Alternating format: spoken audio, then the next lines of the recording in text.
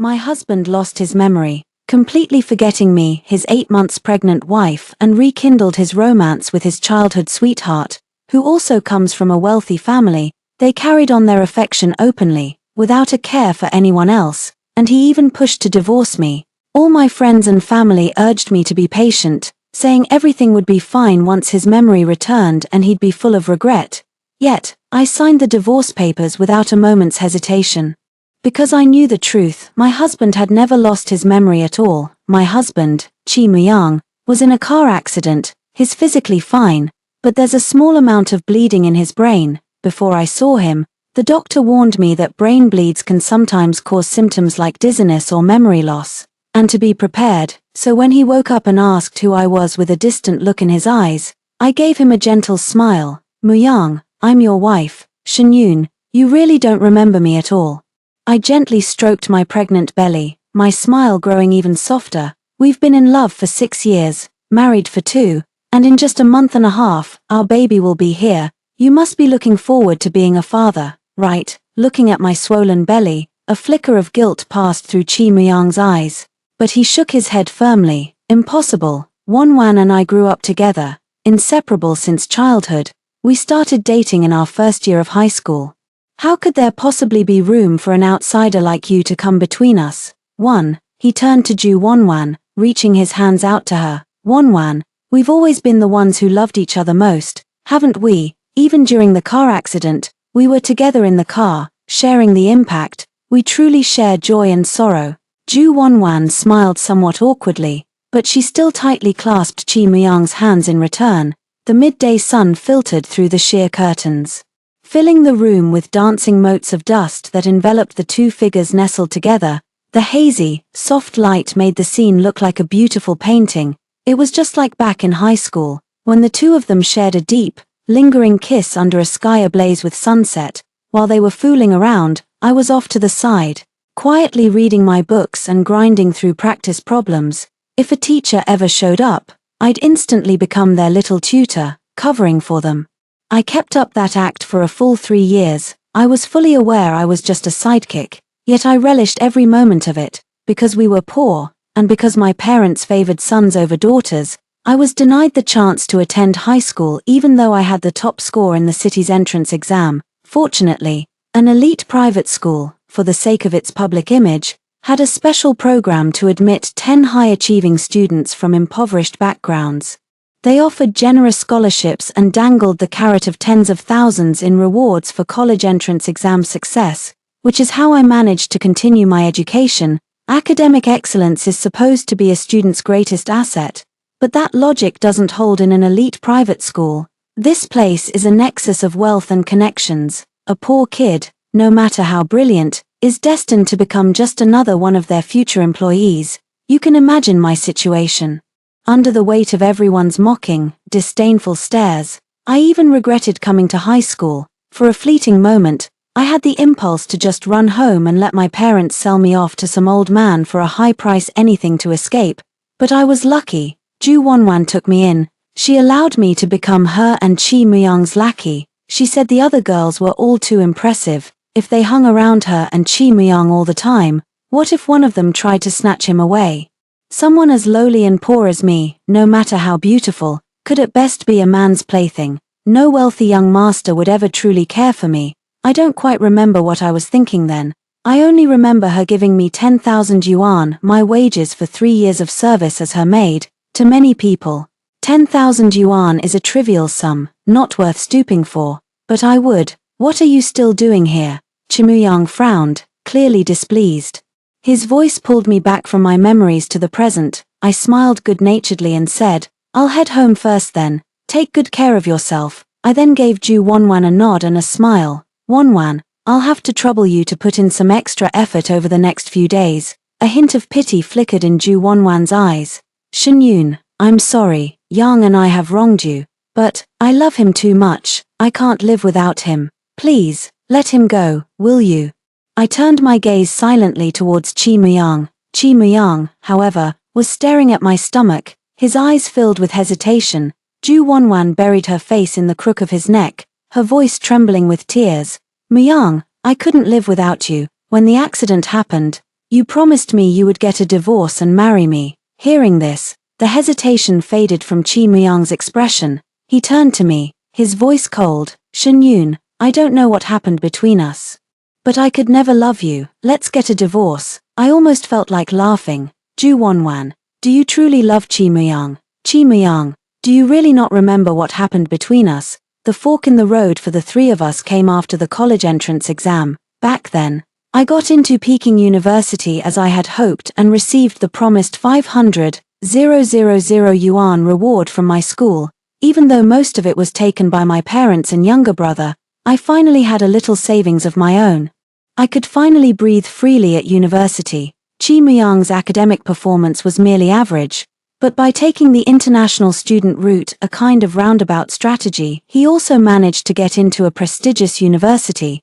Despite all her family's connections, Ju Wonwan's abysmal college entrance exam score of 200 was simply too shocking. In the end, studying abroad in the UK was her only option, at first. Chi Myung and Ju Wonwan managed to keep their long-distance relationship afloat with daily video calls for sweet nothings. Every holiday, Chi Myung would head straight for the UK, but as time wore on, the distance stifled their youthful passions. Their shared pride, his as the crown prince and hers as the princess, meant neither would budge or compromise, leading to a brutal breakup. In a move meant to provoke Chi Myung, Ju Wonwan even sent him bed photos of herself with several white guys. Her words were cutting. Chi Myung, stop trying to act tough. Your frail body could never satisfy me. I don't love you anymore. Chi Myung was so enraged he wanted to fly to England and kill Ju Wonwan. A proud man like him couldn't bear being cuckolded so many times. Even his parents couldn't stop him. It was me who held him back, refusing to let go. He and Ju Wonwan saw me as nothing but a lackey, a lapdog, but I considered them my friends, because regardless of their original intentions, they ultimately saved me when I was at my poorest and most helpless. I just never expected that, after all their drama, Chi Myung would end up choosing me to be his girlfriend. I asked him why. I will never forget the dismissive tone in his voice when he answered, Shin-yoon, you are the person Ju Wonwan looks down on the most. In her eyes, you will always be the lowest, most wretched dog, too.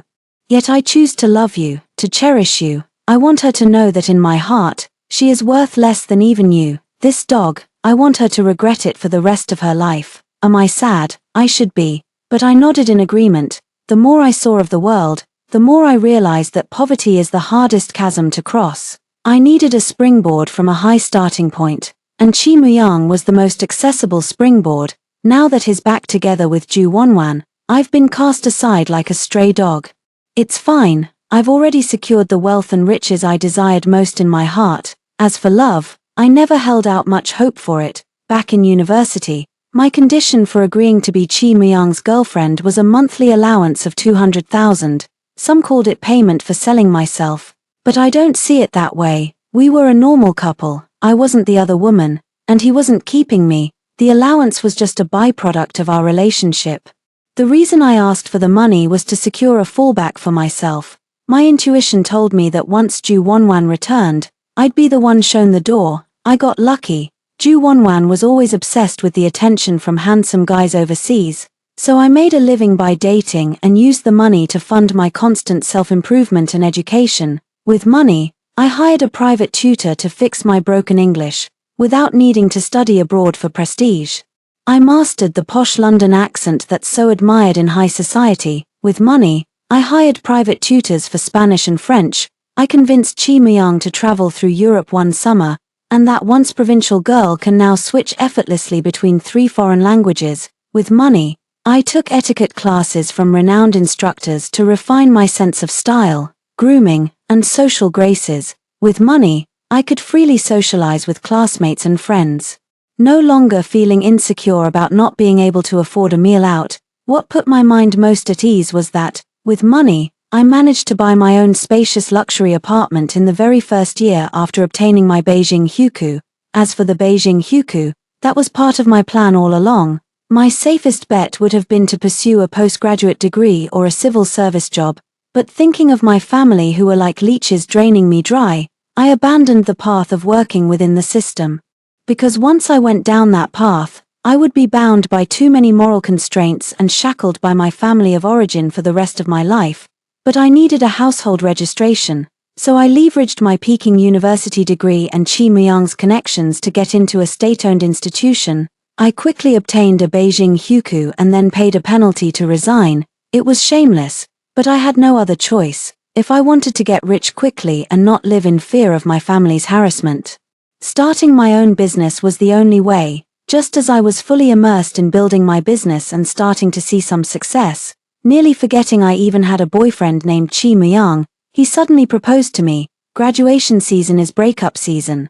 Back then, he never officially broke up with me, but he left for the UK without a word. I couldn't care less about the messy drama between him and Ju Wanwan, nor do I know what happened to them later. All I know is he returned to the country shrouded in gloom and sorrow. I had assumed my relationship with Chi Muyang was completely over, but then he came back out of the blue. Ju Yun, even though my feelings for Ju Wanwan are still a tangled mess of love and hate, and even though I don't love you, marry me, I want Ju Wanwan to understand that if I so choose, the woman she once bullied at will can become a lady of high standing. Do you think I'm content with being a substitute?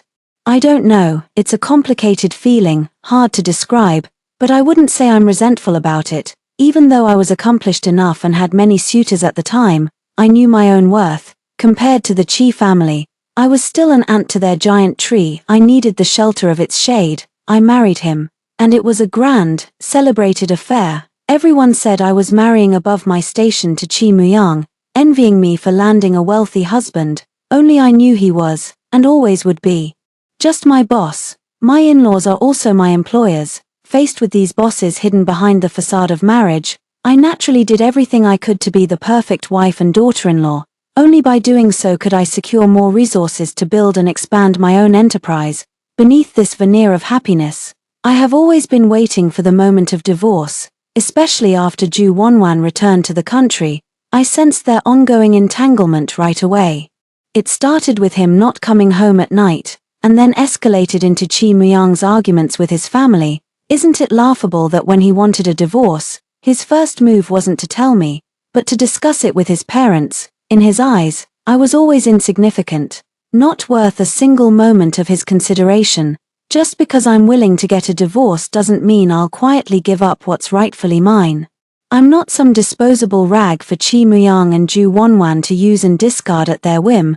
The only thing that gave Chi Muyang a twinge of guilt was my pregnancy, and the fact that I was suffering from constant, debilitating morning sickness. But then he got into a car accident. Using his amnesia as an excuse to file for divorce gave him a clear conscience, as if that somehow absolved him of any moral responsibility. The other shoe has finally dropped, and at last, I can sleep soundly. Chi Muyang was true to his word. In just 3 days, he handed me the divorce papers. My hands trembling, I took the papers. With tears in my eyes, I stared him down. Muyang, 6 years is enough to warm even the coldest stone. Are you telling me you never loved me at all? In your eyes, were my 6 years of devotion just a joke? Was having your child nothing but my own foolish delusion? My tears fell lightly at first, like pear blossoms, then I crumpled to the floor, sobbing uncontrollably, the very picture of the world's most pitiful, abandoned woman. The sorrow was feigned, but the tears were real. Even if I married him for power and money, even if every night of passion was just an act, it was still 6 long years of entanglement. Chi Muyang reached out a hand, intending to stroke my tousled hair, but it froze mid-air. Shenyun, you've always been the strongest woman, please.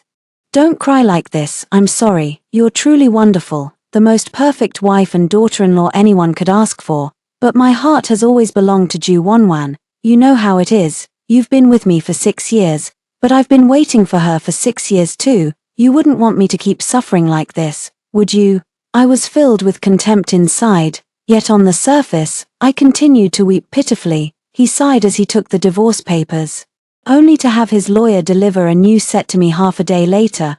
The lawyer met me with a knowing smirk. Ms. Shin, you are truly formidable, riding on the Chi family's connections. Your beauty salon has made a fortune. Yet you still managed to secure so much real estate and over 100 million in liquid assets from young Master Chi. I'm impressed. I wiped my tears and sighed. If I had a choice, I would have preferred to grow old together. The lawyer shook his head with a chuckle. No man, however clever, is immune to a woman's tears. Of course, it shows young Master Chi still has feelings for you. Otherwise, no amount of crying would have moved him to double your settlement in half a day. I offered no answer, only signed my name with tears streaming down my face. The eyes are so precious, if not for gain. Why would I harm my own bright eyes with tears? From beginning to end, I never uttered a single word of complaint against the Chi family or Chi Muyang, even towards Ju Wanwan, who stole my marriage and my man. I maintained my silence. We parted ways with dignity, and I left in peace. From now on, my love is reserved for myself and my soon-to-arrive daughter.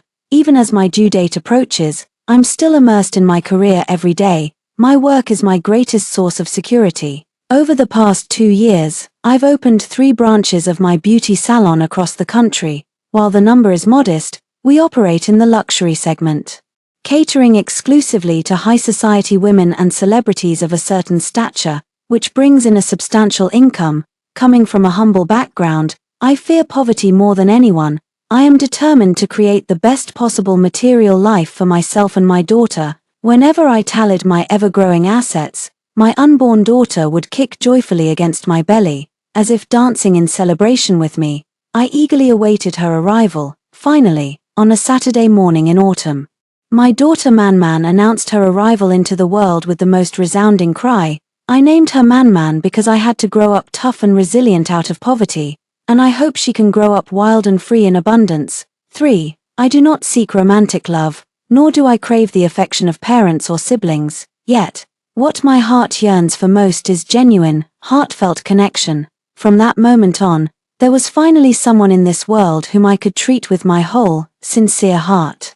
I held Man in my arms, with my former mother-in-law smiling as she stood by my side. My former mother-in-law smiled, took Man's little hand in hers, and said softly, "Yunyun, you've worked so hard, you are the great hero of our Chi family." I smiled and said, "I wouldn't dare." My former mother-in-law sighed, her face clouding with worry. Back when Muyang was being made a fool of by Ju Wanwan, he was in such a state, utterly heartbroken. It was you who stayed by his side, gently guiding him back with your kindness, helping him get his life on track.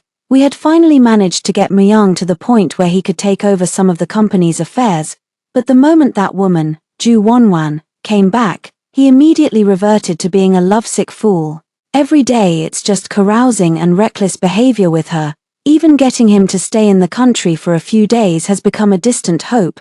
Just recently, when your father fell ill, I told them to come back to China immediately, but Muyang actually chose to stay in France celebrating Ju Wanwan's birthday rather than return to tend to his own father.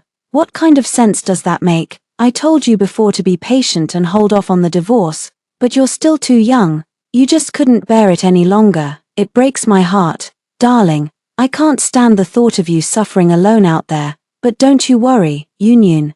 Your father and I will absolutely not allow that Ju Wanwan woman to set foot in our Chi family home. Even if our families are well matched in status, her reputation is simply atrocious. We couldn't possibly face that kind of disgrace. I listened to my former mother-in-law's endless stream of complaints without uttering a single word in return. This was a Chi family matter, not something for an outsider like me to comment on. My ex-mother-in-law suddenly took my hand. Yunyun, come back and live at home. This family needs you. We need Man. Go home. The Chi family is not my home. They don't even genuinely like me. I remember when I first started dating Chi Muyang, his parents were completely against me. I understand, after all. No parents from a prominent family would want their son to fall for a poor Cinderella. I never held any illusions about winning their approval. Later, because Chi Muyang was utterly heartbroken over Ju Wanwan, his parents reluctantly accepted me.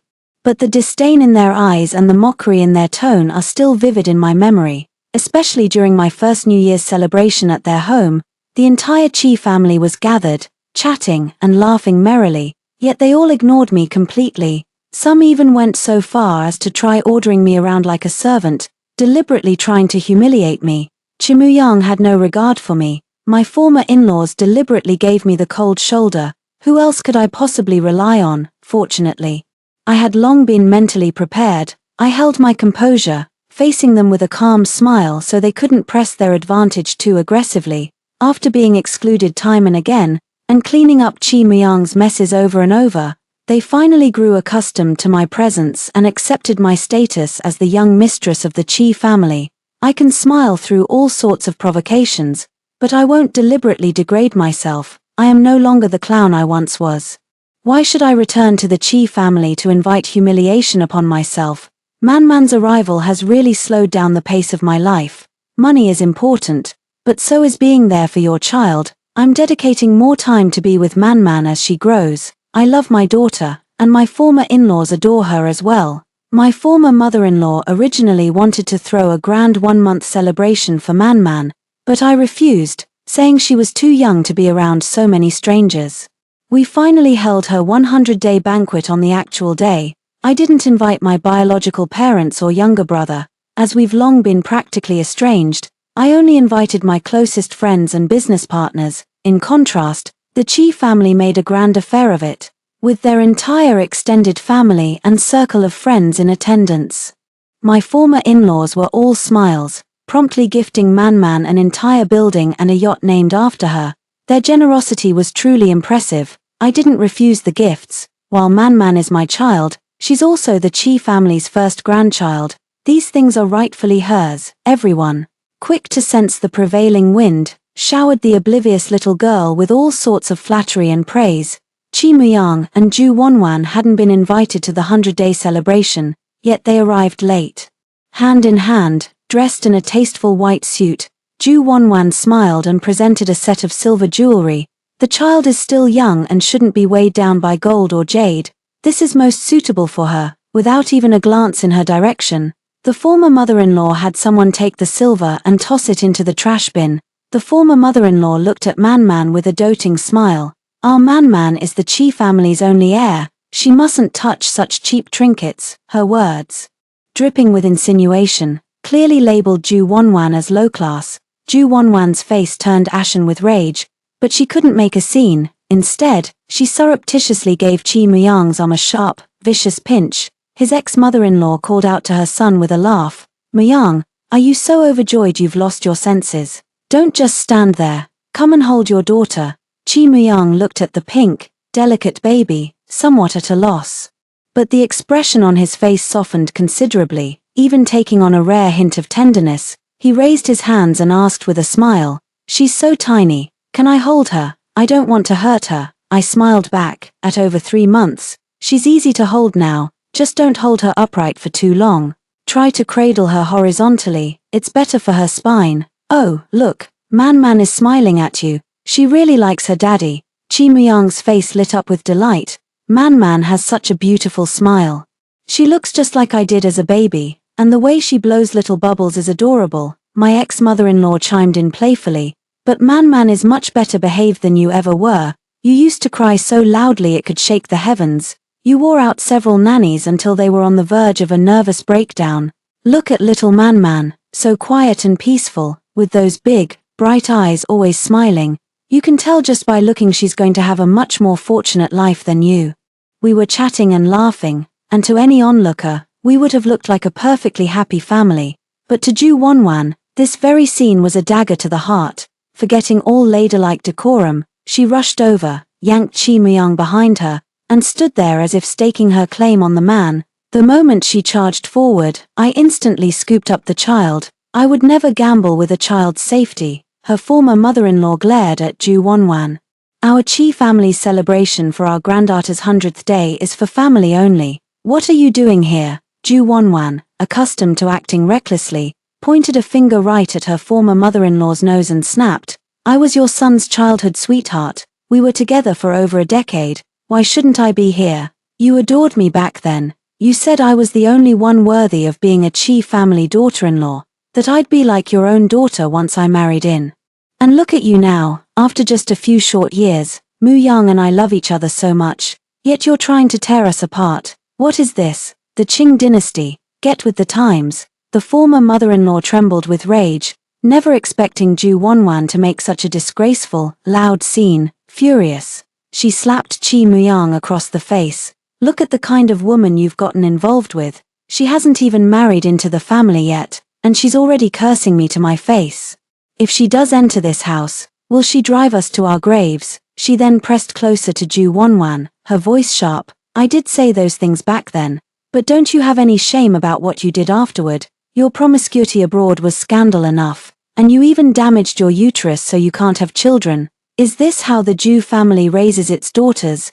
Ju Wonwan didn't yield an inch, a triumphant smile spreading across her face. It's true I can't have children. But your son got a vasectomy for me. We're a perfect match. Before she had even finished speaking, the dozens of people fell into a dead silence. My former father-in-law's old illness flared up and he collapsed, while my former mother-in-law clutched her chest, on the verge of fainting. My mind was reeling. Ju Wonwan and Chi Muyang were actually unable to have children. Heaven help me and my daughter. In high society, one must always act with restraint and subtlety, even when relations break down. Public quarrels are rare, yet the Chi and Ju families have made countless spectacles of themselves this time. Their noisy squabbles more raucous than a brawl in the slums. It's understandable, really. The fact that Ju Wonwan rendered Chi Muyang infertile is simply too grave a matter for the Chi family to accept. I just find it absolutely hilarious. Ju Wonwan bears some responsibility, but Chi Muyang is neither a child nor a fool. His decision to get a vasectomy for love was entirely voluntary, a move that's a total game changer in the entire dating scene. From Ju Wonwan's perspective, she's undoubtedly found herself a passionately devoted, love-struck soulmate, while the other women mock Ju Wonwan. Deep down they're somewhat envious. After all, who wouldn't want a man who's utterly devoted to them, ready to go to the ends of the earth? But I don't envy them in the slightest. Because my daughter and I have already come out on top. Ever since they found out Chi Muyang was infertile, my former in-laws have been incredibly warm towards me and my child. Back when Chi Muyang wanted a divorce, his parents did try to stop him and advised me to be patient, but it was all just for show. After all, no matter how much I've accomplished these years, in their eyes I'm still just a gold-digging schemer from a poor background, not worth causing a rift with their own son over. Right after I got married, my own family actually showed up at my door and caused a scene over a bit of money, throwing a tantrum, rolling on the ground, making a disgraceful spectacle of themselves. It was utterly humiliating, but I play hardball. Afterwards, I had my younger brother taken care of in secret, left him permanently disabled, and threatened them that if they ever dared show their faces here again, they wouldn't live to see the next sunrise. I also offered them a yearly stipend of 100,000 if they stayed in line. That finally forced them to behave. So, compared to in-laws from a rough, impoverished background like mine, my former parents-in-law naturally preferred the Ju family, who moved in the same wealthy circles. But now, with Ju Wonwan's outrageous and unrestrained behavior as a contrast, I've somehow been recast as the world's best daughter-in-law. Their frequent attempts to persuade me were one thing. At least each visit gave them a chance to spend time with Man. Fostering a bond between grandparent and grandchild is never a bad thing. But who would have thought that after just half a year, Chi Muyang would actually show up at my door on his own initiative? He had grown somewhat thinner and more subdued. His eyes held a lost, somber look. A far cry from the love-crazed man he once was. I politely invited him inside, my gentle smile unwavering. If you'd like to see Man, I could bring her to the old house for a visit. It would save you the trouble of coming all this way. Chi Muyang stared at me blankly for a long moment before finally speaking. Ju-yoon, let's get back together. Yes, let's get back together. Man needs a complete family. From now on, let's love her together. His tone was hesitant at first, but grew more resolute with the second sentence, as if he genuinely meant it. I lowered my head and smiled faintly. We got married because of Ju Wonwan, and later divorced because of her. Now you want to reconcile. Has she done something again? Chi Muyang, we've known each other since our first year of high school. Even if you never considered me a friend, I've always been grateful to you. That's why I willingly devoted these 6 years to you and our family. Please. For the sake of that devotion, just let me go. I won't cling to you desperately, and I won't make a scene, but I have a heart too, with feelings of love and hate. Please stop treating me like some disposable object that doesn't matter. And please, don't you dare use Man as an excuse. Search your conscience. Have you been a good father? You were the one who wanted a child, but since Ju Wonwan returned, have you spared a single thought for your daughter? He wronged me. But I brought it upon myself. After all, I had my own motives when I chose to follow him back then. Man was the daughter he had once longed for, yet he abandoned her for the sake of Ju Wonwan. He is not worthy of being a father. I kept smiling, but tears welled up uncontrollably, rolling down my cheeks one by one and splattering on the dark floor tiles, spreading into damp patches. Chi Muyang fled in utter disgrace. I watched his retreating figure through the window, a scornful smile curling at the corner of my mouth. To me, his usefulness has become negligible. He's no longer worth sharing a bed with again. The only reason he's here now is that Ju Wonwan had a falling out with his parents and stormed off to parts unknown, so once again, he needs me to patch him up. On second thought, it makes sense. Regardless of her character, Ju Wonwan is, after all, the sole heiress of the Ju family. She has the privilege of not having to cater to in-laws or curry favor with any man. She came back because she was fed up with the white guys across the ocean. They couldn't give her the kind of romantic, nuanced love that only Chi Muyang could offer, but she wouldn't compromise for Chi Muyang, turning into some traditional woman who'd play the dutiful wife and daughter-in-law. She had even less patience for helping the Chi family manage their tedious and uninteresting business affairs. Proud as she was, she'd never bend her will for anyone. Her big blow-up with the Chi family before wasn't because she loved Chi Muyang so deeply. It was simply that a man she thought was within easy reach had slipped away, and that wounded her pride. Now that she knows there's nothing to gain from opposing the Chi family, it's only natural for her to leave. It's safe to say they might have loved each other, but they just weren't right for each other, even though Chi Muyang was a scumbag. He did have a thin skin. After I turned him down, he never bothered me again. But my former in-laws were a different story. They weren't so easy to fool. They'd gone to great lengths to get rid of Ju Wonwan, so of course they wanted their granddaughter's custody back. Getting me to come home was just a bonus. My former mother-in-law asked to have a serious talk about this matter, laying out all the pros and cons for me to decide for myself. I no longer needed the support of the Chi family. So I declined with a polite smile. Mom, if you want to seek custody of Man, I have no objections whatsoever. After all, her surname is Chi, and she is your and Dad's granddaughter. But just think about it, Muyang was so infatuated with Ju Wonwan that he lost his head. It's very likely he could become just as obsessed with some other woman in the future. If that kind of drama were to start up again, what do you think Man would think of her father then? Besides, you know exactly how my family is. If we were to get back together, they'd inevitably become smug and insufferable. Do you really want to see that look of triumph on their petty faces? I advised her to consider the benefits of the current situation and the many drawbacks of forcing a reconciliation. Even my ex-mother-in-law began to waver. It's human nature, isn't it? After a separation, people tend to remember the good times more than the bad. Honestly, when we were living together day in and day out, there was no shortage of friction. It's actually better this way, keeping a polite distance and treating each other like relatives. The Chi family finally stopped bringing up the matters of remarriage and changing custody. It's not that they hadn't considered cutting me out and forcibly taking Man's custody, but I'm no longer someone they can push around so easily. Not to mention that the scandalous affair between Chi Muyang and Ju Wonwan has been all over the news, giving me the upper hand in the court of public opinion. Just consider the extensive network of university alumni and socialites I manage. If things really came to a head, even an ant could shake a mighty tree. I have long since left behind the lowly fate of being bullied and humiliated by others. I have finally grown into the person I always hoped to be. I saw Ju Wonwan again 2 years later at Paris Fashion Week. Her attire was still glamorous, but even from across the runway and through the hazy crowd, I could see the fine lines at the corners of her eyes and the weariness in her gaze. For high society ladies obsessed with beauty, having makeup cake in fine lines is an absolute impossibility. Yet, Ju Wonwan had reached that point. Her makeup was even worse than that of the beauties on the catwalk. She stared straight at me, a flicker of resentment in her eyes. I gave her a gentle, knowing smile, just like I used to. After the show, I left the venue chatting and laughing with several fashion editors, a few celebrities following close behind, chiming in with pleasantries. Ju Wonwan, however, stopped me. "Shen Yun," she said, "we need to talk." I smiled and nodded to my friend, then followed Ju Wonwan into a coffee shop on the street, seeing that I remained silent.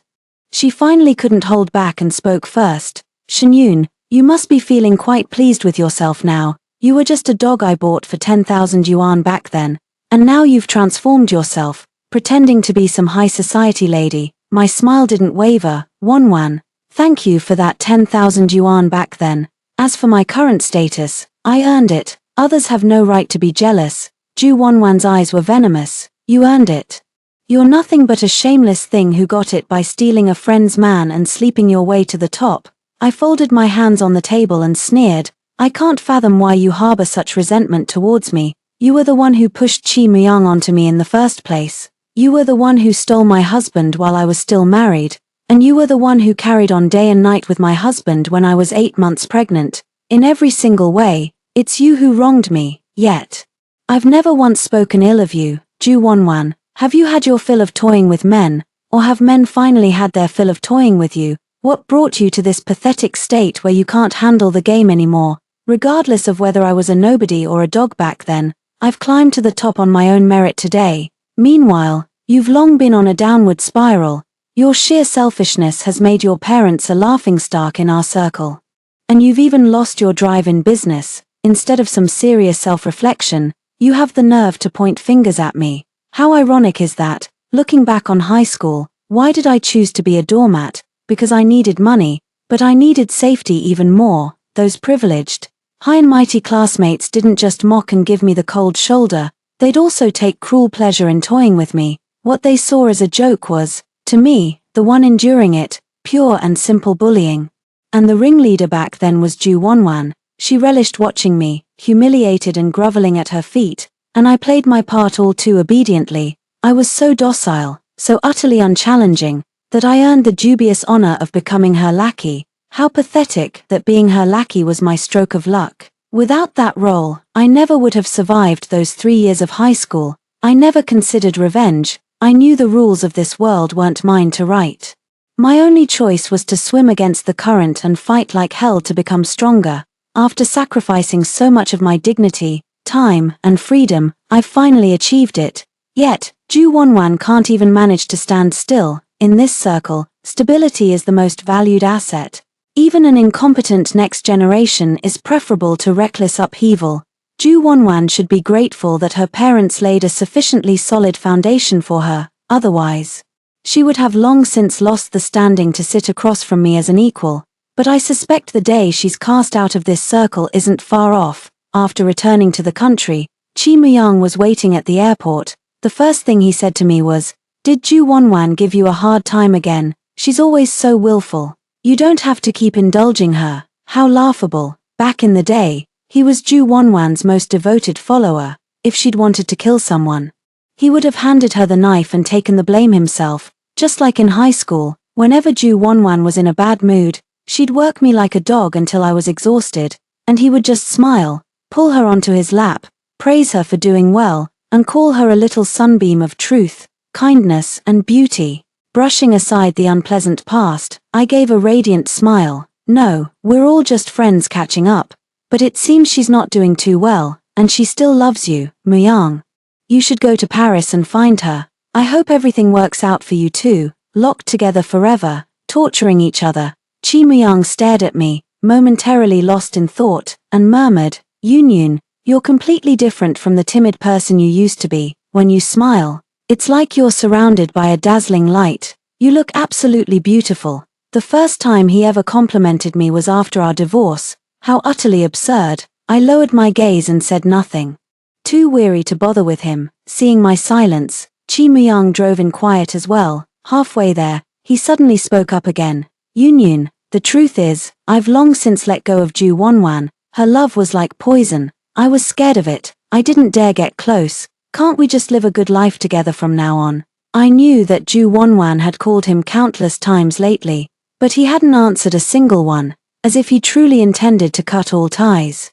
That was one of the reasons she resented me so much. She believed I had stolen her Chi Myung away. I gave a faint, wry smile. "Chi Myung, back when you had that car accident, you and Ju Wonwan in the car, you weren't really arguing, were you? You say her love was like poison, but back then, what you loved was precisely that suffocating intensity of hers, wasn't it? I know all about it. Back then, while they were driving, they were gleefully discussing how to force me into a divorce. Carried away by the conversation, Ju Wonwan rested her head on his shoulder. Their love was brazen. It was a blazing inferno, a passion so intense they nearly died for it, yet not a shred of remorse ever surfaced. What Ju Wonwan does is none of my business, but Chi Myung, he was once my husband, my daughter's father. The very thought of him turns my stomach, and for that very disgust, I thank him. It allowed me to climb over him without a single twinge of guilt. A relationship based solely on interests, devoid of sentiment, that is the optimal arrangement between Chi Myung and me. I have my own career, I manage the portion of the Chi family business that belongs to my daughter, and I couldn't be happier with how I spend my days, looking at my adorable, slightly willful little treasure.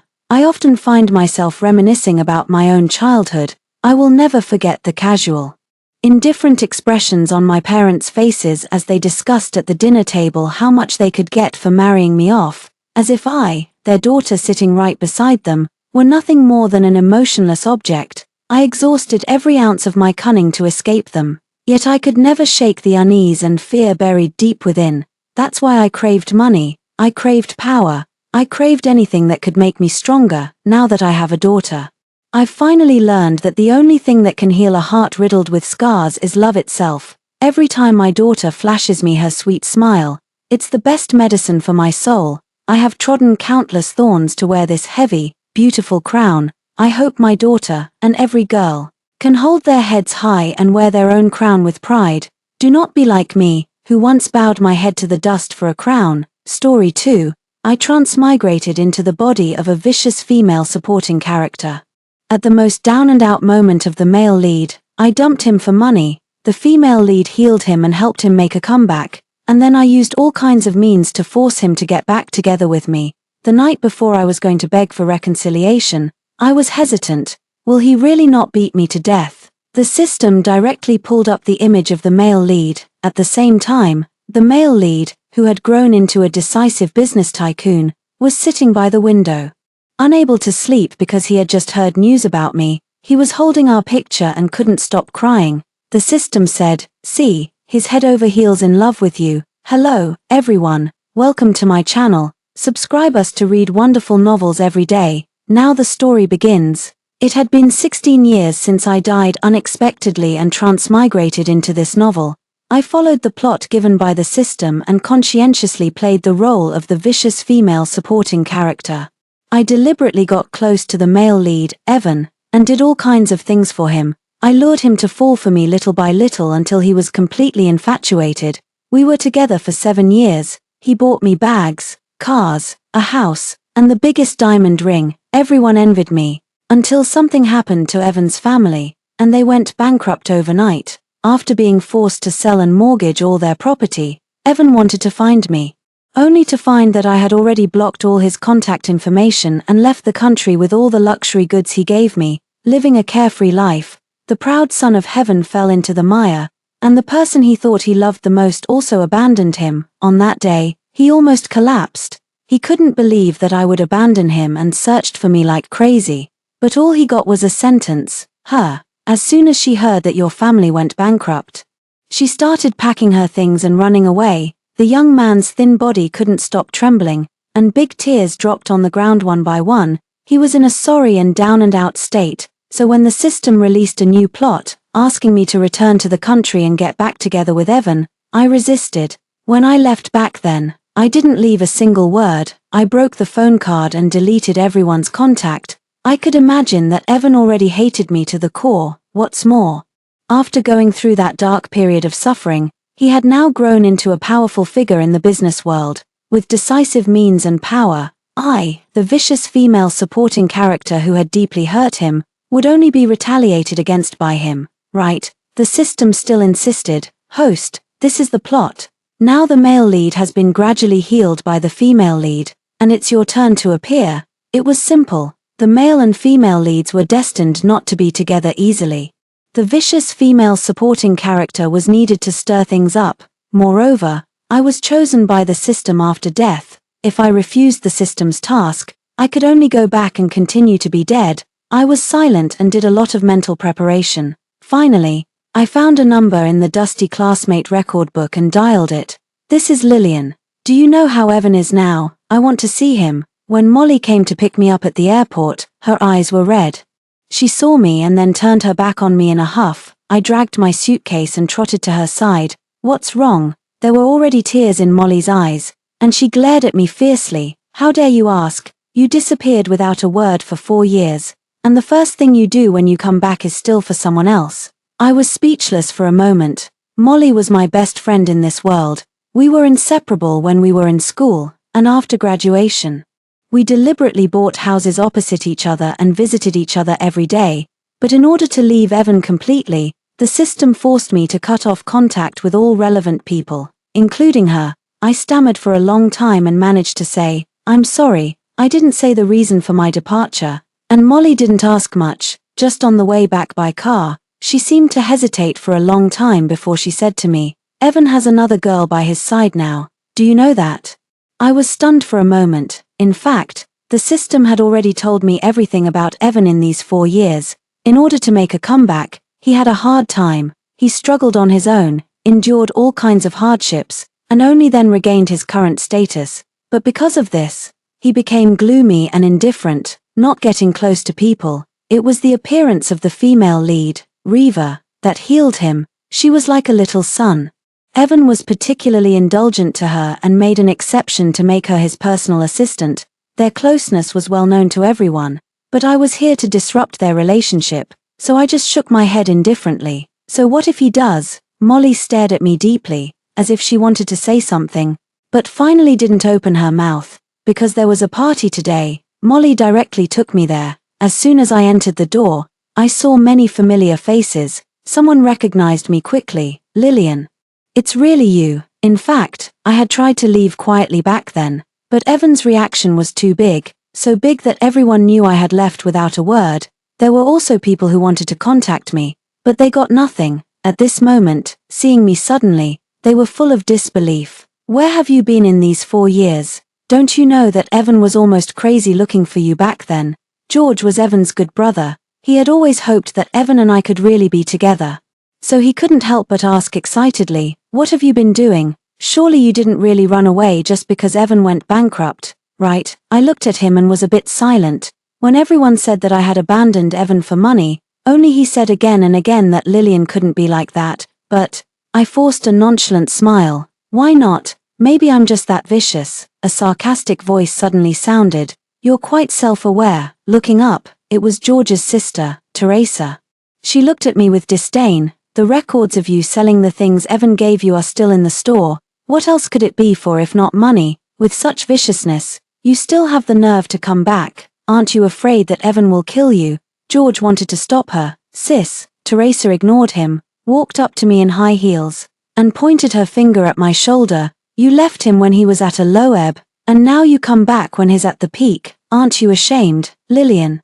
Evan is no longer the boy you could play around with back then. Now he has Reva by his side. If you know what's good for you, get out of here quickly." Teresa cared a lot about Evan, so she hated me. I could totally understand, but before I could say anything, Molly, who had just parked the car and rushed over, pulled me behind her. "Teresa, don't say such harsh words. Don't forget that it was Lillian who helped find the evidence when you were framed back then." I was blocked behind Molly, and I could only see Teresa getting angry. Did I say something wrong? If she hadn't left back then, if she had just left a single word, would Evan have suffered so much and gone through such a hard time later? Now that Evan has finally let her go, what is she doing showing up suddenly? The atmosphere was tense, and a quarrel was about to break out. That's when Evan showed up. He was wearing a black overcoat, standing against the light with his hands down. The whole person exuded calmness and nobility, but in his eyes, complex emotions were surging uncontrollably. Straightforward and intense, everyone looked at him, but his eyes were only on me.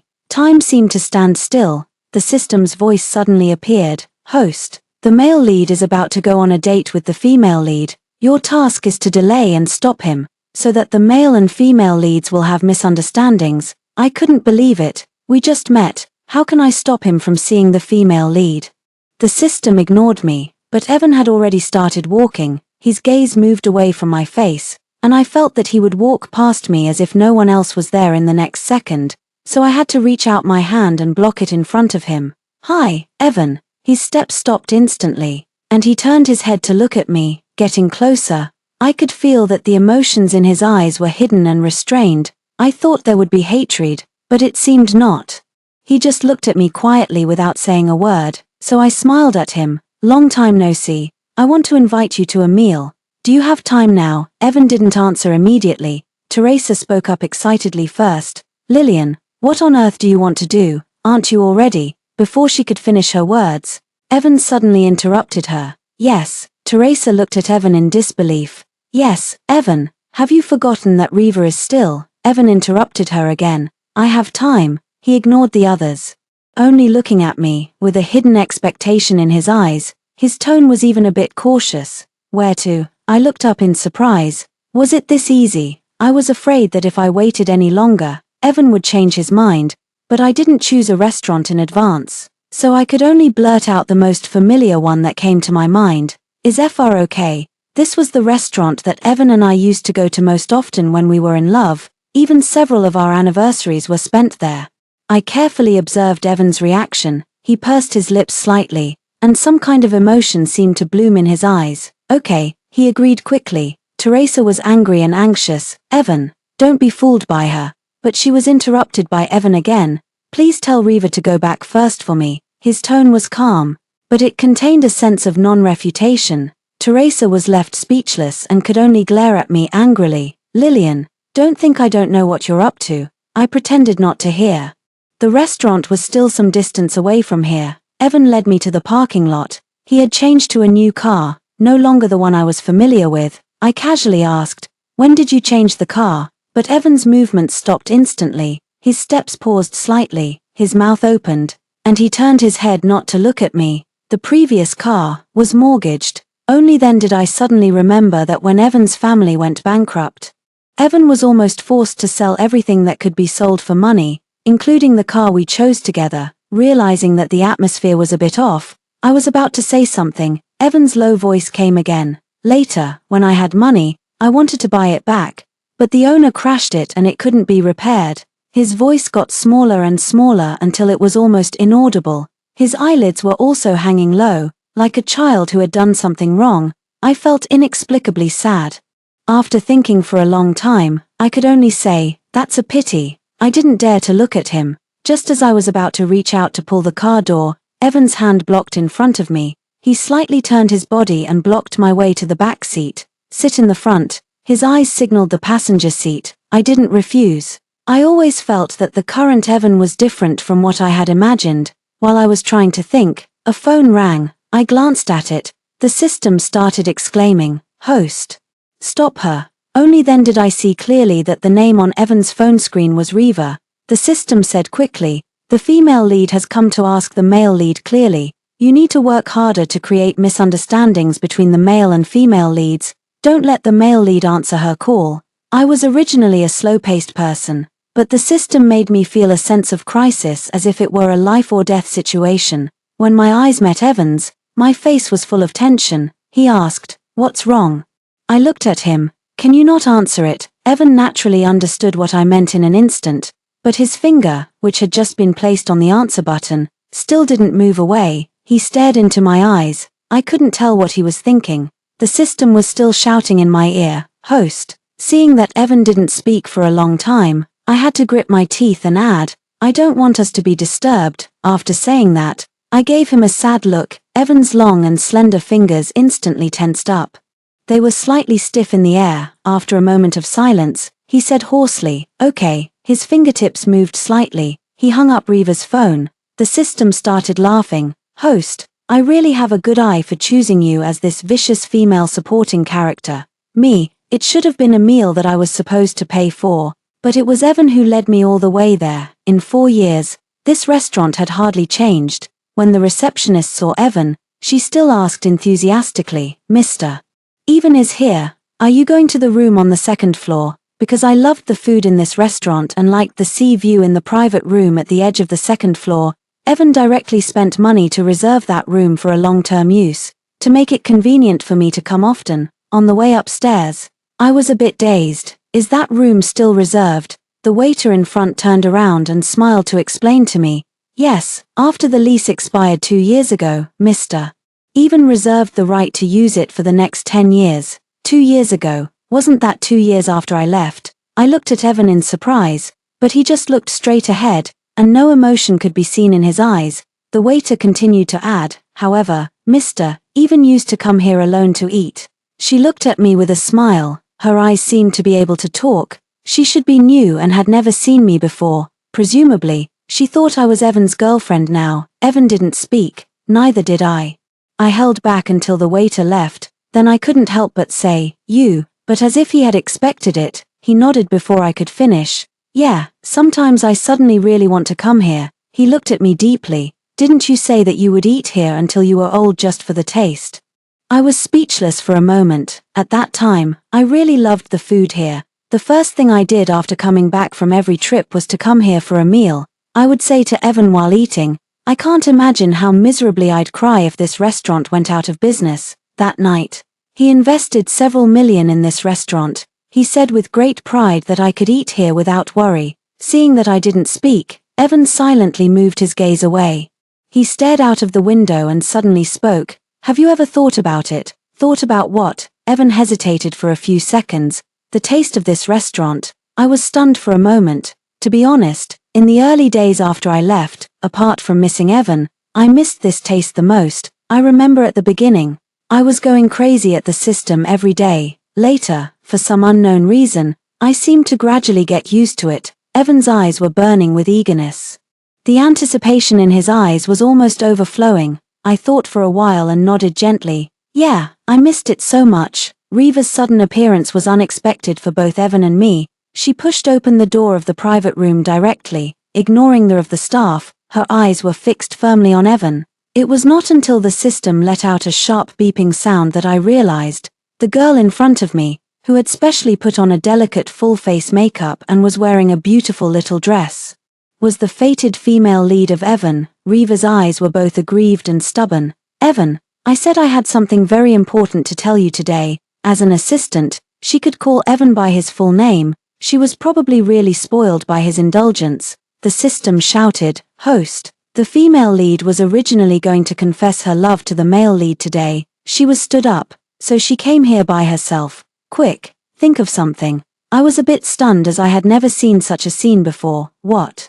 Confession, aren't you the system? You want me to think? The system said, this is no time to distinguish between you and me. While I was in a daze, Reva had already walked a few steps to Evan's side. Her big, watery eyes, like black grapes, looked at him. Evan just calmly put down his teacup and looked up. I asked Tingwen to pass on a message to you. His tone was calm. Reva became aggrieved and burst into tears immediately. She looked at me, still in a daze, and wiped her tears. You didn't come to see me because of her. You wouldn't even let me into this room before. Why can she sit here? She pointed at me without hesitation. Do you still like her? This question left 3 people speechless. I looked up in shock and then lowered my head in embarrassment. Evan reached out and rubbed his temples. Reva, you're overstepping. It was not hard to tell that he was already a bit angry, but Reva chose to ignore it.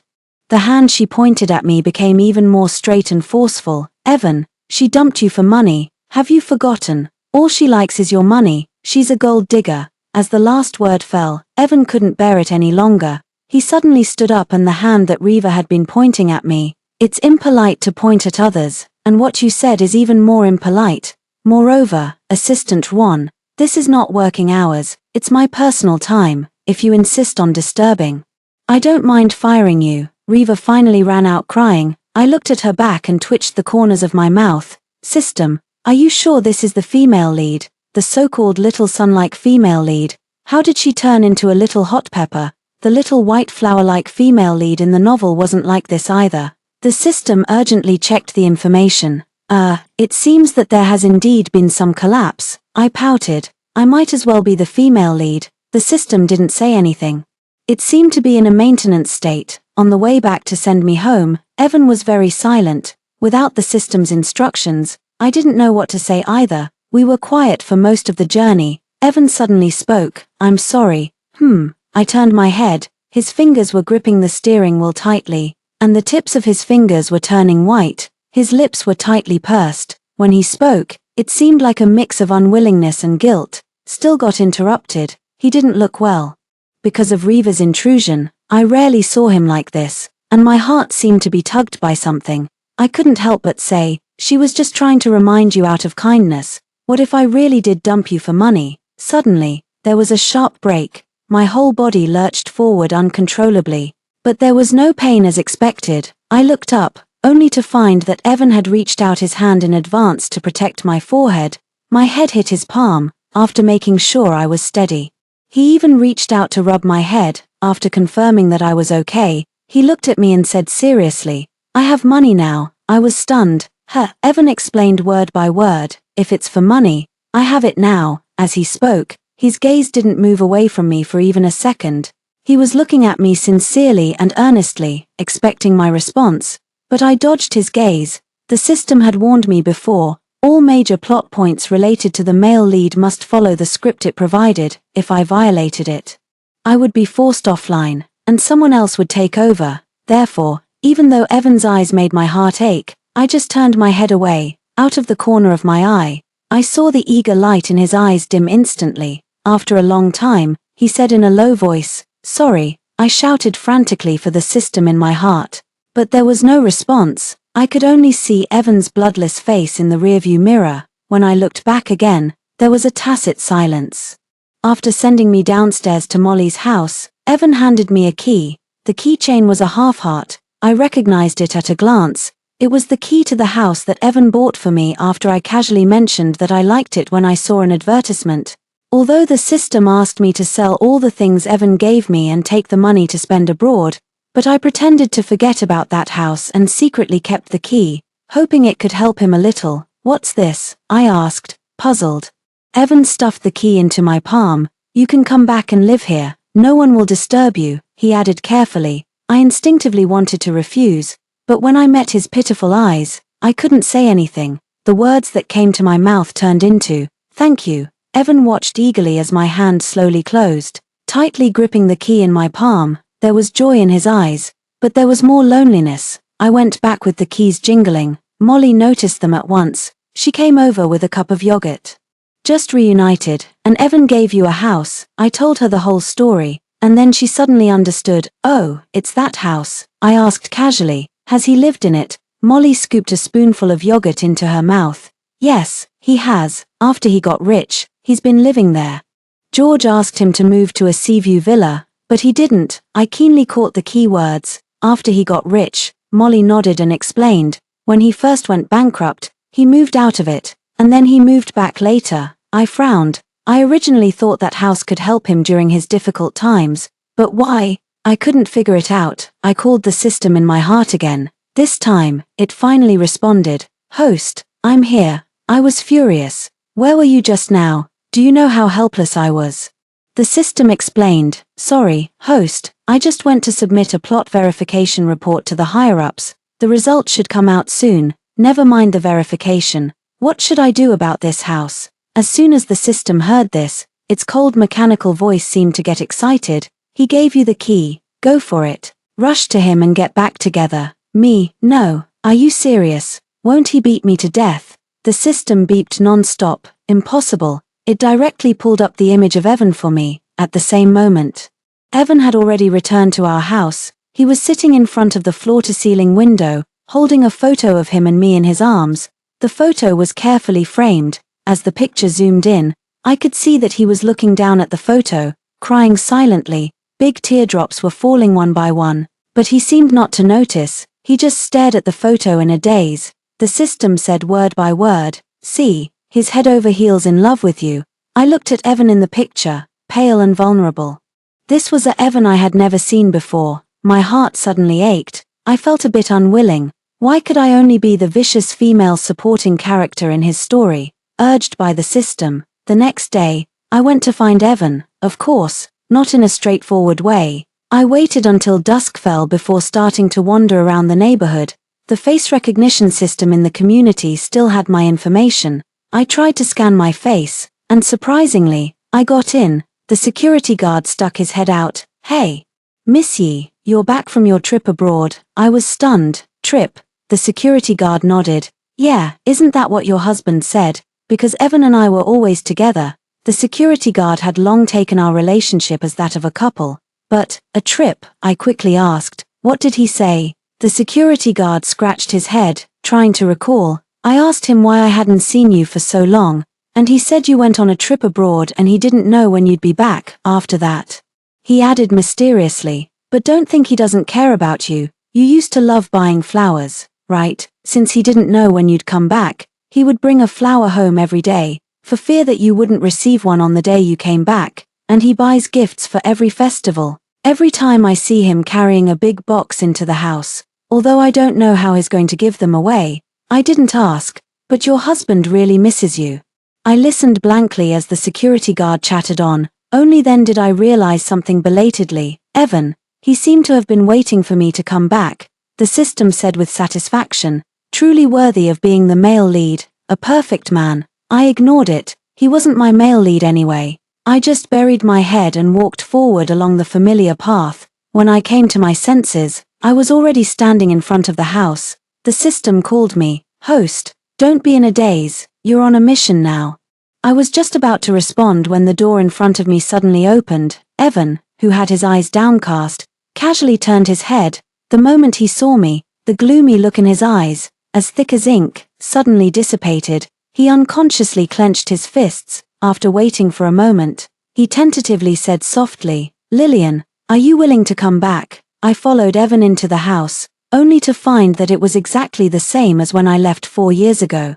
The tablecloth had faded from washing but still hadn't been replaced. The coffee table, rocking chair, display cabinet, even the sticky notes that I tore up when I left had been pieced back together and pasted on the fridge. I stared at the few photo albums on the table, opened and placed messily. Evan quickly stepped over and closed them, looking a bit embarrassed. "I thought you wouldn't come, and I haven't cleaned up yet." I smiled. "It's okay." I walked a few more steps, and my gaze suddenly fixed. On the small table near the balcony, there was a bouquet of roses stuck conspicuously. In the warm yellow light of the setting sun, they were dazzlingly red. "Did you buy it specially?" Evan didn't speak, but he didn't deny it either. Seeing that he didn't answer, I got an idea and asked with a smile, "Who is it for?" I thought he would be silent again, but he looked at me with burning eyes, his tone calm but firm. "You." In the moment I was stunned.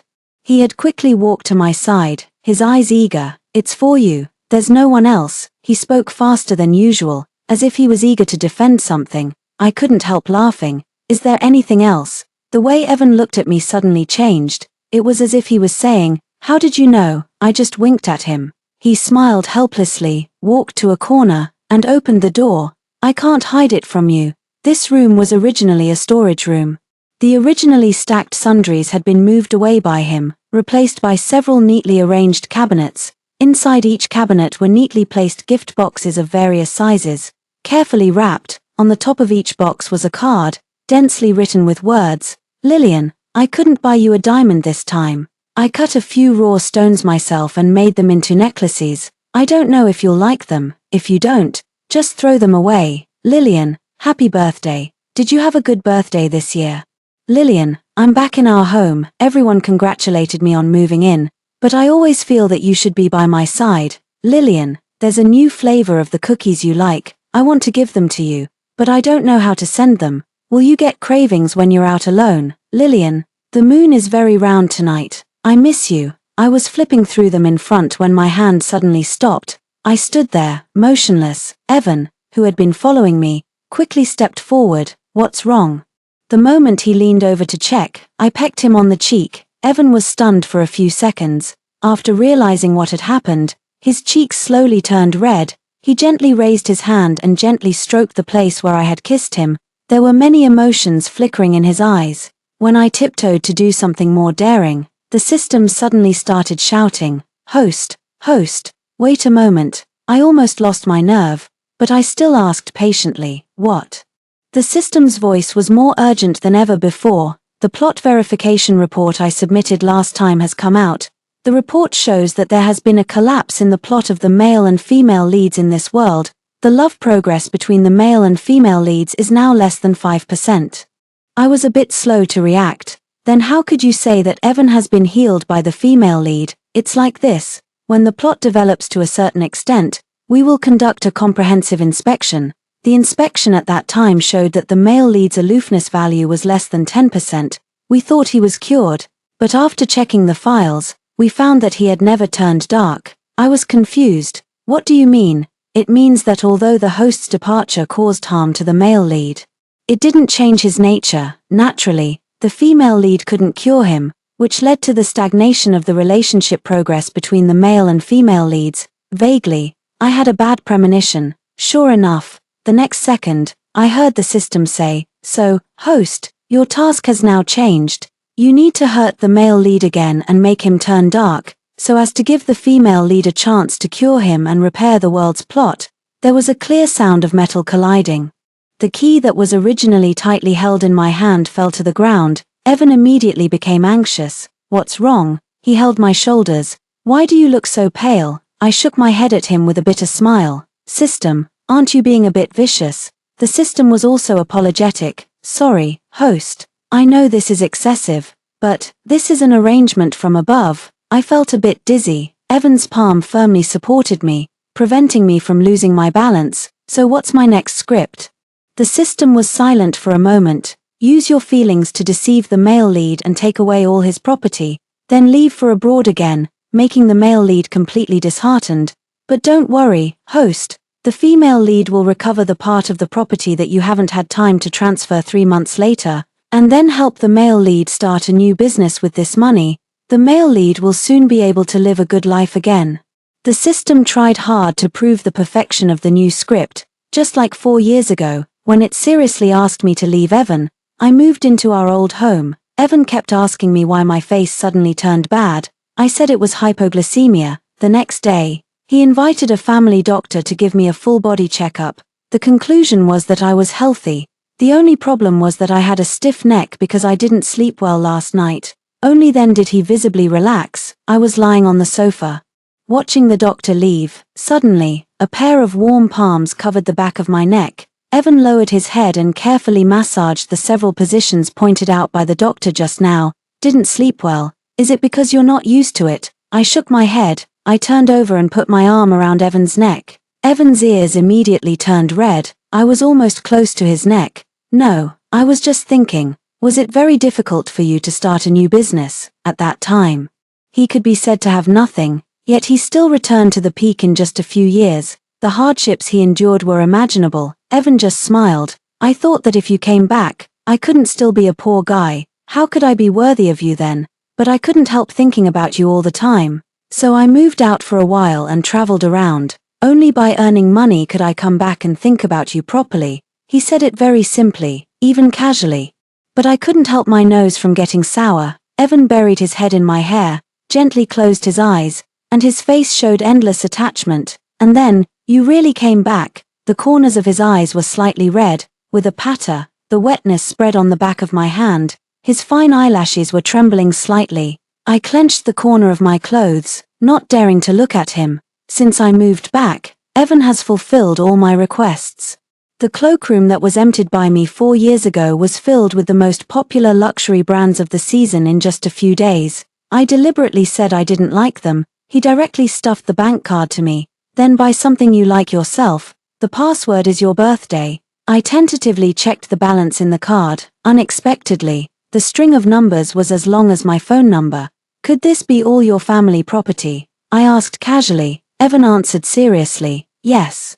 It's all here." My smile suddenly froze, but he stared into my eyes, with a smile in his eyes. At that moment, I suddenly thought, Evan didn't need to be deceived at all. If I just reached out and asked him for it, he would give it to me. The system seemed to be able to read my mind. "No, host. The core of your task is to deceive and make the male lead feel the pain of betrayal." I replied to it silently. "Do you know you're such a killjoy?" The system said in a low voice. "Host. I just don't want you to really get trapped. After all, your role is destined to leave. You're just the vicious female supporting character in this story. A deep sense of powerlessness suddenly swept over me. Evan noticed my change and thought he had said something wrong, so he quickly explained, "It's true, it's all here. There's no hidden part." I wanted to laugh but couldn't. I could only try to raise the corners of my mouth. "If you give everything to me, what about you?" Evan winked at me. "I don't eat much, I'm easy to support. You won't abandon me, will you?" I was stunned for a moment, then I shook my head pretending to be natural. "Of course not.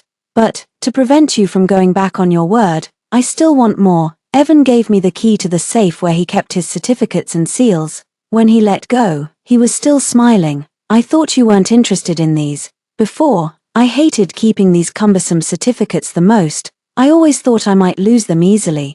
So I simply threw them all to Evan. He could always put them away properly one by one. When needed, he could take them out like magic." I took out his several seals to take a look and then put them back. People always change. Evan just stared at me and smiled, completely unaware of what was about to happen. In the following days, Evan and I were almost glued together every day. We went to all the places we used to love to go on dates, took new photos in the places where we had taken photos before, went shopping and watched movies together, just like every couple in love. One late night, he held me in his arms and kissed the wet broken hair on my forehead. "Lillian, all of this is so happy that it doesn't seem real." My arm hung weakly around his neck. "But I'm really tired." He laughed and then kissed me again. After kissing for a long time, he closed his eyes and buried his head in my neck. At the same moment, my phone screen lit up. "Did you steal the seals? The contract materials are all ready." I glanced at Evan, who was lying in my arms, and replied with an okay, then carefully turned off my phone. Before the protagonist discovers, the schemes of the vicious female supporting character are always going smoothly. On the day of Evan's company's monthly meeting, I pestered him and wouldn't let him go. Because I had been sticking to him every day recently, he didn't notice anything strange. He just smiled and held the hand that I put around him. "What's wrong?" "I have a meeting to attend today." I hugged him tightly and didn't let go. "But today is our anniversary. There's a new bag collection in a store. I want you to accompany me to choose." Evan couldn't resist me and smiled helplessly. He took out his phone, sent a message, and then put it down. "Okay, I'll accompany you." I immediately laughed, but not long after, Evan's phone rang. The caller was Reva. He was originally going to answer it. I deliberately showed dissatisfaction and said, "Are you still going to work while accompanying me?" So he gently withdrew his hand. "No." He sent a message and then turned off his phone. All the way while Evan was driving me, Reva called several times in a row. Although she was a bit willful, her workability was always very strong. The continuous phone calls made Evan feel something was wrong. Seeing that he was already a bit shaken, I lay back indifferently. "If it's that urgent, why don't you go to work? I can go shopping by myself. It's okay." Evan hesitated for a moment, then he answered the phone. I was stunned for a moment. As soon as the call was connected, Reva spoke anxiously. "Mr. Evan, I think something is strange today." The next second, Evan interrupted her. "I have something to do today and really can't make it. In case of any situation, I entrust you to handle it." Evan accompanied me to choose several new style bags and bought them without hesitation. I held his arm, smiling happily. Then I saw the clothes opposite. "I also want to try that dress." Evan smiled. "Okay, go and try. I'll wait for you." I picked out several and asked Evan to choose. Finally, I took the one he liked and went into the fitting room. Evan sat obediently outside the fitting room, quietly waiting for me to change my clothes. Nearly 10 minutes passed, and I still hadn't come out. He wanted to ask the clerk to go in and check on me. The clerk explained, "Our clothes are more complicated, so it will take a longer time to change." Evan felt something was wrong and directly walked to the door of the fitting room and called my name. He called several times in a row, but there was no response. He kicked open the door of the fitting room, but what he saw was an empty room and the dress he had chosen, which was casually hung on the wall. At that moment, he panicked, but before he had time to worry about me, he received another call from Reva. Reva was both aggrieved and angry. "Mr. Evan, why didn't you say in advance that you were going to sell the company? You didn't even show up at the scene. Just sent a contract. What are you afraid of?" Evan was stunned for only a few seconds. Thinking about my behavior recently, he instantly understood everything.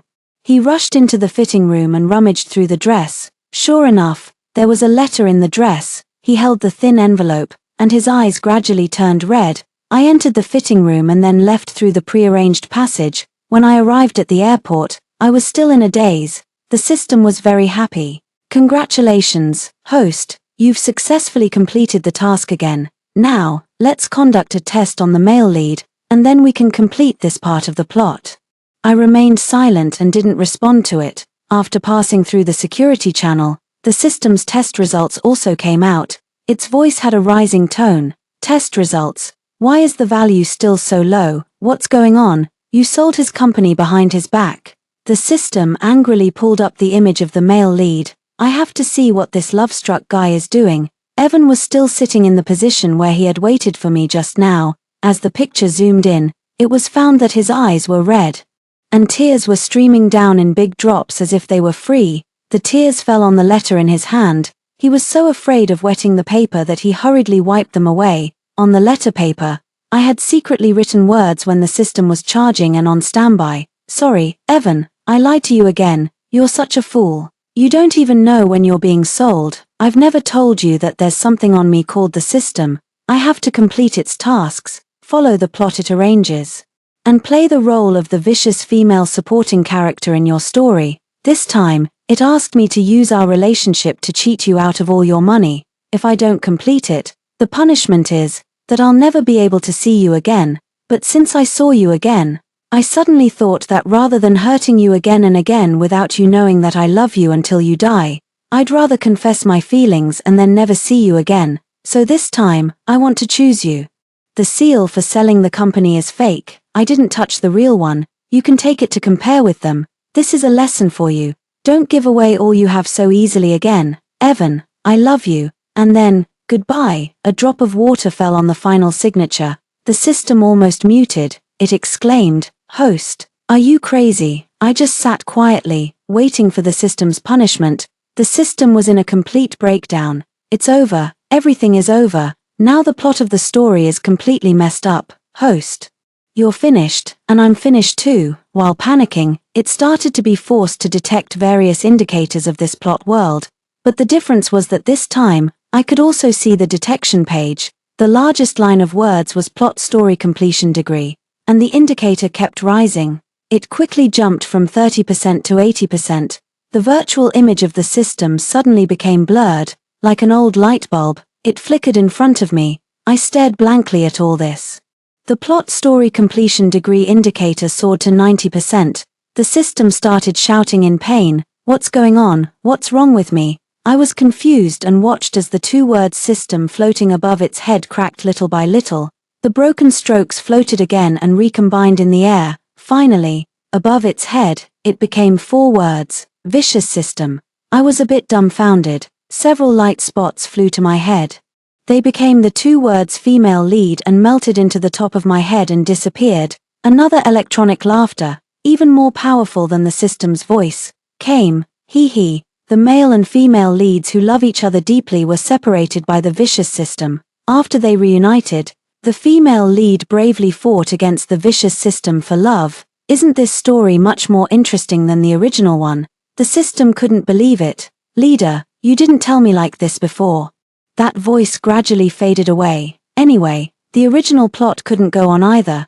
This is the path that the male and female leads walked out of on their own, breaking free from control, so you'll have to bear with it. 007. The system was desperate, because it somehow changed from the system that controlled the plot world to the vicious system in the plot. Although it didn't have much impact on its assessment by the leader, but according to it, it was laughed at by countless systems in the system world. What a great humiliation! What a great humiliation! The voice in my mind kept repeating. I was annoyed by the noise. 007. Please keep quiet. The system's voice was quickly muted. It is said that because I now have the female lead halo, it, as the vicious system, can't fight against me. Evan brought a cup of warm milk and handed it to me, then sat down by the bedside. "So, that system won't control you anymore." I took the cup and nodded. After changing my role identity at the airport, I immediately refunded my plane ticket on site and went back to find Evan. He was still in the original position, crying so hard that he could hardly open his eyes, yet still tightly holding that letter in his hand. When he saw me, 2 more lines of clear tears rolled down from the corners of his eyes. Is this the punishment from the system? Making me see your phantom and never forget you for the rest of my life. I reached out and pinched his face. He cried even more sadly, holding the place I had pinched. It's so real, so real. I couldn't help but want to laugh, so I shouted loudly in his ear, Evan, I'm back again. After I told Evan the whole story, the plot completion rate had risen to 95%. He was puzzled. Then why is there still 5% left? Could there be some other vicious character who hasn't appeared yet? I lay down in his arms. I don't know either. Evan casually held me down and lowered his head to kiss me on the forehead. The plot completion rate suddenly increased by 0.3%. I was stunned. Then I tentatively raised my head and kissed Evan's lips. The completion rate increased by another 0.5%. Evan was a bit startled by this sudden kiss, but it only took him 2 seconds to get used to it. While I didn't move, he reached out to support the back of my head and deepened the kiss.